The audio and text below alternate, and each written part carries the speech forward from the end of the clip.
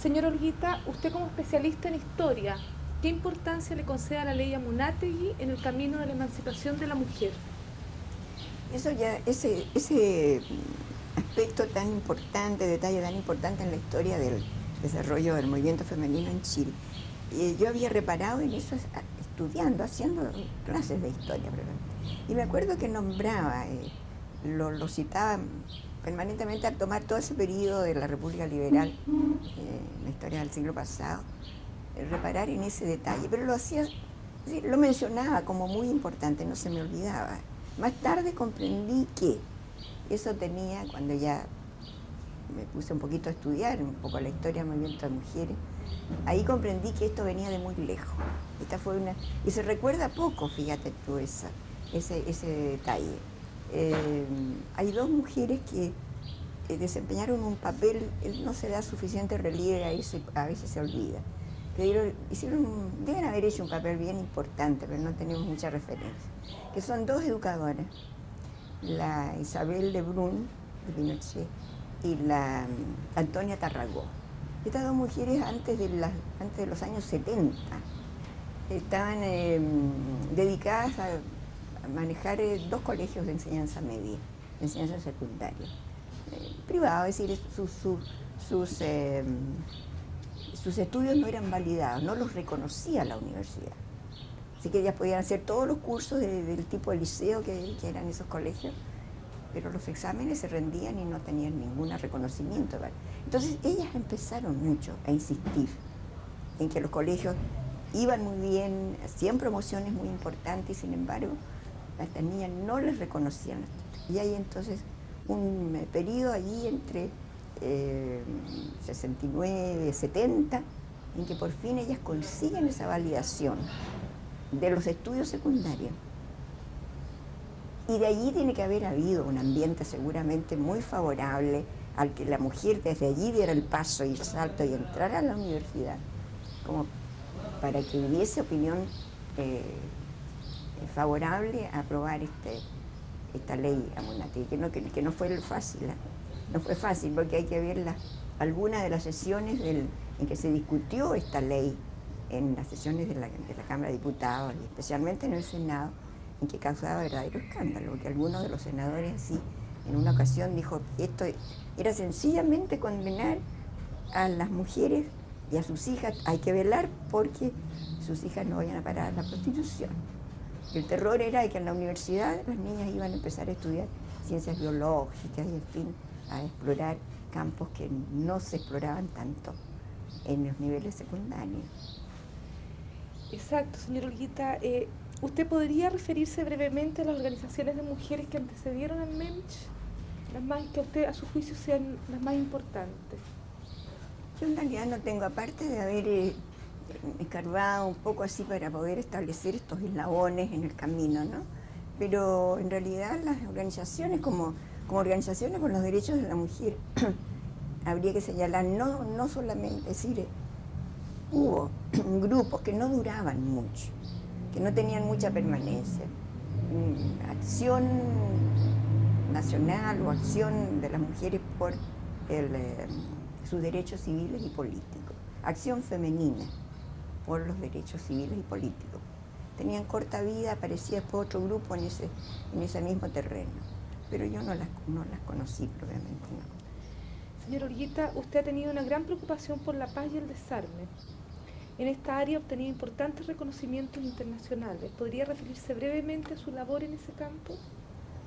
Mira, ese es un capítulo de casi un cuarto de siglo, así que mejor que no lo toquemos mucho, porque en verdad es no lo digo personalmente, individualmente, sino que se creó un movimiento de opinión muy interesante y que después de septiembre del 73 eso terminó muy bruscamente y no se ha vuelto a restaurar, un movimiento que permita a nivel así medio y popular tener una comprensión del mundo a más allá de Chile.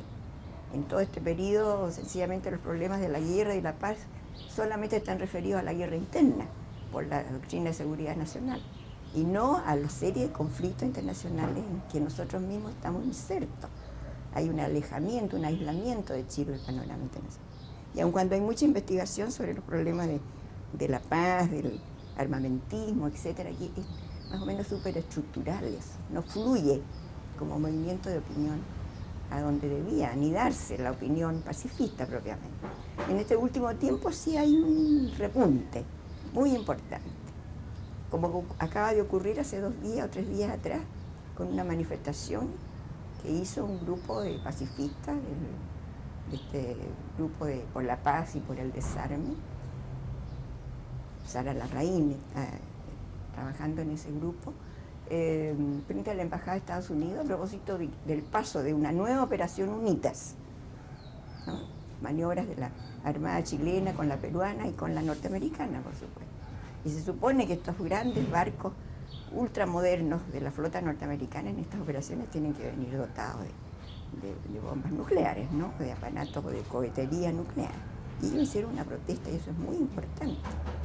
Señora Olguita, ¿y qué premio ha recibido usted o reconocimiento por su labor en esta área? En el trabajo del Movimiento de la Paz, en que hubo todos episodios muy, muy importantes, ¿no? Especialmente en los años 50.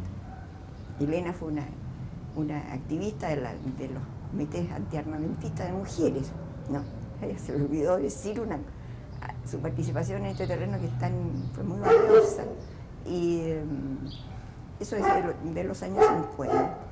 En ese periodo el Movimiento de la Paz tuvo un desarrollo bastante fuerte y de estos reconocimientos internacionales que son reconocimientos a la respuesta del pueblo chileno en general, mujeres y hombres, ¿no? Esperamos que pase. Entonces, señora Elena, usted podría nombrar, señor Olguito, ¿usted podría nombrar algún premio o reconocimiento? Sí, yo te decía que hay dos distinciones que son realmente muy, muy significativas, pero yo insisto que tiene que personalizarla, no le pueden entregar una distinción a 10 millones de chilenos, ¿no es cierto? De manera que, naturalmente, el hecho de que hubiese allí una secretaria general del Movimiento de la Paz y más tarde presidenta del movimiento, en ese momento cayó en mí, en una ocasión, la medalla de oro Joliot-Curie, que es uno de el motor principal de la creación del Movimiento Mundial de la Paz, el año 49, Federico Joliot-Curie, y más tarde, en el año 62, el premio Lenin, el premio Lenin Internacional de la Paz entre los Pueblos. Perfecto, señora Olguita. A su juicio, ¿cuáles serían las razones por las cuales el MEMS se desarticula luego de obtener el derecho a sufragio universal, o al voto político, como lo llaman, de la mujer? Ahí han influido una serie de factores, ¿eh? Por un lado, ya lo señaló Elena, sí, como automático retiro de un frente que ha sido un frente de batalla, pero se consiguió la victoria, se repliegan las fuerzas y vuelven enseguida entonces a sus actividades habituales. Además, mucha mujer ingresó a la labor de los partidos políticos y naturalmente que allí se volcó a esa tarea. Eso por una parte. Y por otra parte, tal vez las condiciones políticas generales que se produjeron en Chile desde el año 49 adelante, ¿no? Que atraían hacia la contingencia inmediata la atención de las mujeres, algo que está ocurriendo ahora a la inversa, por el hecho de que las mujeres han desarrollado sus organizaciones femeninas justamente porque se sienten heridas por el sistema. En ese momento, en el año 50 y adelante, porque esto continuó después con Ibáñez también, la tensión política interna fue muy seria. Entonces la labor política de los partidos requería también y atraían a las mujeres. Pero en gran parte, y eso queremos corregirlo también nosotros, Elena y yo, convenciendo un poco y aportándole materiales a la gente, a las mujeres que están dedicadas ahora un poco a reconstituir esta historia, en gran parte se debe a la falta de testimonio escrito. No hay memoria si no queda estampado, si no hay un pequeño relato, si no se puede referir a una determinada serie de artículos, por ejemplo. sino queda la letra, a la letra estampado el hecho, se pierde la memoria. Entonces, el MEMS, ¿por qué declinó? Efectivamente, nosotros notamos que esto declinaba porque otros intereses lo empezaban a solicitar. A mí misma, el Comité de la Paz, el Consejo Chileno de la Paz. Luego había una serie de problemas educacionales que se llevaron a muchas de las profesoras entonces para poder afrontarlo. Así que hubo fuerzas debidas a la coyuntura que se vivía en esos años que dispersaron un poco a las mujeres. Pero no se interrumpió el movimiento femenino. Lo que se ha interrumpido es el que haya un vacío de varios años en que no hay nada escrito.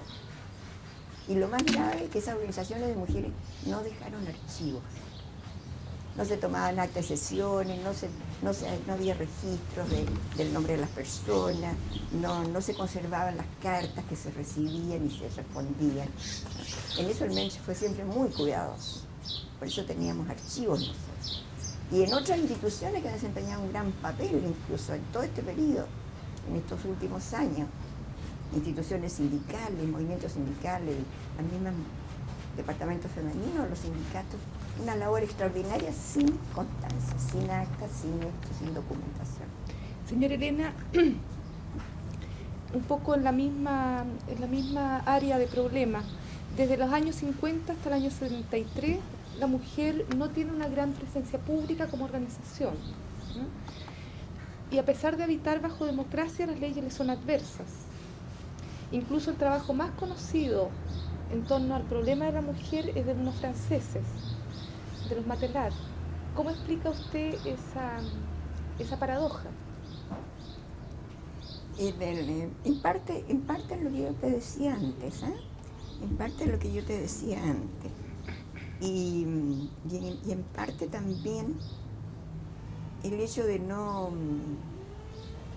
perder un poco el hilo, porque hubo actividades, por ejemplo, todos los 8 de marzo, los días internacionales de la mujer, que se celebraban aquí desde el año 36. El MEMS empezó celebrando el 8 de marzo como Jornada Internacional de la Mujer. Los 8 de marzo no se interrumpieron, ni siquiera después del golpe militar.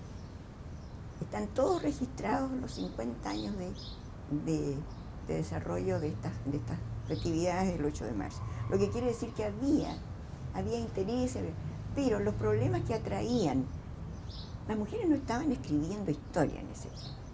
Estaban en las teorías sociológicas o bien estudiando la historia internacional, ¿no?, de las historiadoras. Y escribían mucho menos de lo que han escrito ahora.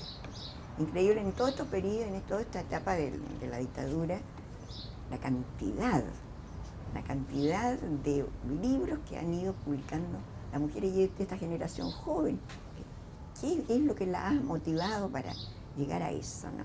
Ahora de aquí va a haber un abundantísimo material para cuando en verdad se pueda publicar todo. Señora Olga, ¿siente usted que la discriminación hacia la mujer ha cambiado en los últimos años?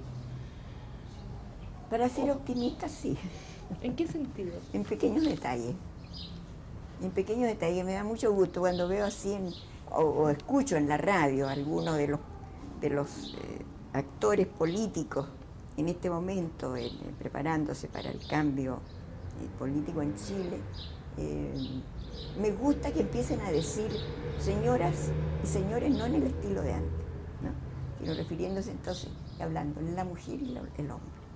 No para hacer distinción, sino porque es indispensable que esta distinción de género esté presente en todo tipo de discurso. Entonces ahora empezamos a encontrar en los artículos, en la presentación de distintas materias, en los mismos periódicos, ya no se habla del hombre responsable de esto o lo otro, sino que dicen los hombres. Tal vez dicen los hombres y las mujeres, no importa. Pero antes no se nombraban las mujeres. Y se decía fulano, fulano, fulano, fulano, etcétera, etcétera. Entonces nosotros suponíamos que en los etcétera estábamos nosotros. Señora Olga, a su juicio, ¿cuáles corrientes del feminismo serían más pertinentes para un país como Chile, por ejemplo? ¿O qué feminismo piensa usted que es el mejor? ¿Se podría bajar la... ¿Dónde está eso?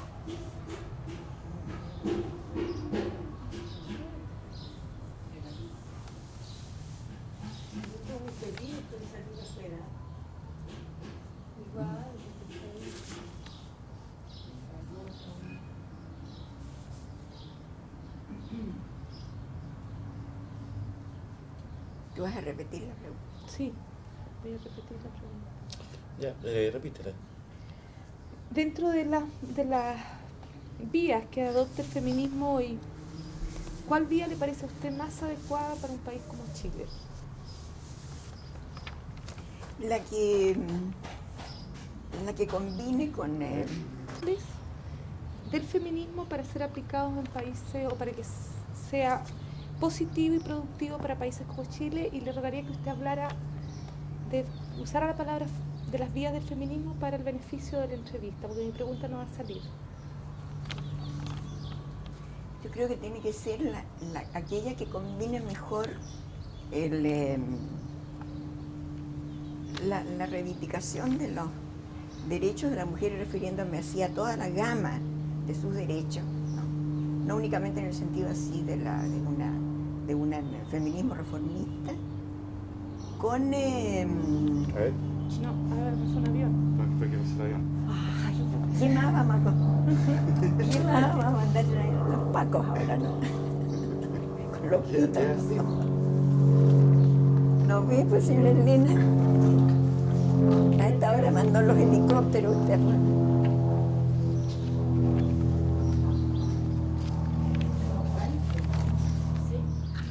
A ese no le podemos mandar, mensaje. Falta enorme tiene. Si ese no le falta. Falta enorme. Uy, pero si esta rama de aquí está llena. Como por la cabeza me aturdieron. Van a Falta caer que en me la caiga cabeza. uno. Ese es el próximo Ya, sabotaje. ahora sí. Ahora Esa es la estamos. última palabra. Ahora aparece el señor Olguín. Ya. Entonces, en relación al feminismo chileno, El que combine mejor, decía yo, la corriente que combine mejor la exposición de la reivindicación femenina y esta lucha contra toda forma de discriminación, que abarca todos los aspectos de la vida diaria, de la actuación de la mujer, con las condiciones reales de nuestro país y de los países al nivel de país en desarrollo, dicen. Yo considero que es bastante subdesarrollado todavía, ¿no? ¿Por qué razón? Porque nosotros estamos también en una etapa muy bombardeados desde fuera por una serie de falsos valores que están influyendo, desgraciadamente, también en provocar situaciones bastante contradictorias en muchas de las luchas que se están llevando a cabo, en el movimiento juvenil, como en el movimiento mujeres y como en el movimiento político en general. Es decir, un desplazamiento de los objetivos reales por valores pasajeros. Y el feminismo y el movimiento femenino es, a mi juicio, un campo más o menos vulnerable, precisamente porque no tiene todavía la fuerza y la raíz muy arraigada, un campo vulnerable para ceder ante ciertos falsos valores, me refiero, consumismo, con un concepto de la sexualidad, de la libertad sexual llevada más allá de lo que dentro de nuestra estructura social y aceptación social en la que no podemos dejar de pensar, porque en ella estamos viviendo, más allá de esa estructura incluso, ¿no? Para ser como se es en tal otra realidad. Ese es un desplazamiento fatal, me parece, y creo que es un fenómeno que se está dando bastante en los países de tercer mundo. Entonces algunas adoptan una posición así, bueno, a ultranza, ¿no? Entonces para unas el feminismo es sencillamente el concepto así del amor libre, del lesbianismo, de lavarse todos los prejuicios de las restricciones sexuales, en fin. Pero no es ese el camino únicamente. Hay un principio de libertad allí, naturalmente, al que debe apelar la mujer, el respeto a su sexualidad. Pero por otro lado, no se puede tampoco desvirtuar el movimiento que tiene una larga trayectoria, milenaria casi, de buscar el reconocimiento de determinados derechos. ¿Para qué? Para actuar como una fuerza ella actúa como una fuerza viva, pero no es reconocida como tal. Ni ella misma lo reconoce tampoco. Señora Monquita, la misma área de la pregunta, ¿no? ¿Usted cree que es posible la democracia si no está democratizada la percepción social sobre la mujer? No, no es posible. No es posible, no es posible porque hay que sacar únicamente la cuenta. Las mujeres son la mitad de la población del mundo y son por lo general la mitad de la población en cualquiera de los países. A donde vaya hay un tercio más o en fin, un desnivel, pero siempre es la mitad de la población. Y tú no puedes prescindir en la marcha de los países y en este momento en que los cambios son así, pero de salto en salto, ya hay un proceso lento en las transformaciones, no se puede prescindir de la mitad de esa realidad. Entonces, si nosotros hablamos verdaderamente de democracia, en ese sentido de tener no solamente el ofrecimiento de los derechos para ejercerlos, sino la conciencia de que están allí y los tenemos que ejercer, mientras eso no se comparta por igual, en dosis iguales, no hay democracia. Queda una pregunta. ¿Queda una pregunta? Yo creo que alcanza entonces. ¿Quiere preguntar? Hacemos